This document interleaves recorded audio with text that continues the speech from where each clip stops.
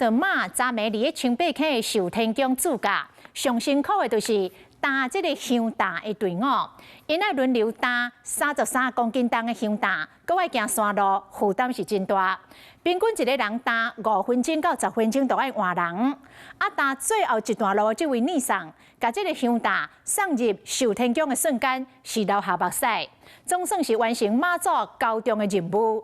伊讲伊进香进前，逐工拢担水桶咧练习。大头放落来，香担大哥嘛哭出来。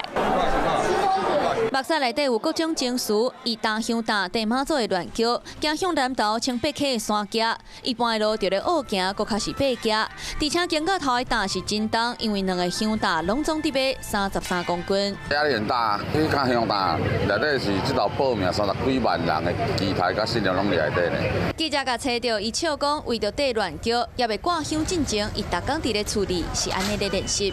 平常我们都会用水泥桶嘛。然后那个重量可能就35公斤至40公斤。伊讲当时要爬脚，有11个人咧轮流，大约5到10分钟就会换一个人。最后迄段路，佮想讲家己会经袂掉，不过靠意志一路经调爬脚，过程中的辛苦甲完成任务的光荣，互伊忍袂掉流目屎。走100-200公尺就不行了，然后就换人这样子，就一直换这样子。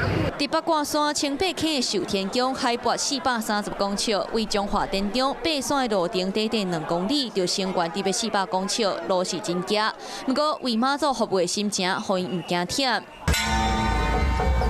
香担的大哥目屎背互你落山来到彰化，共款甲其他的工作人员轮流担香担，为马祖服务的心，互伊经过艰难，唔惊，继续行。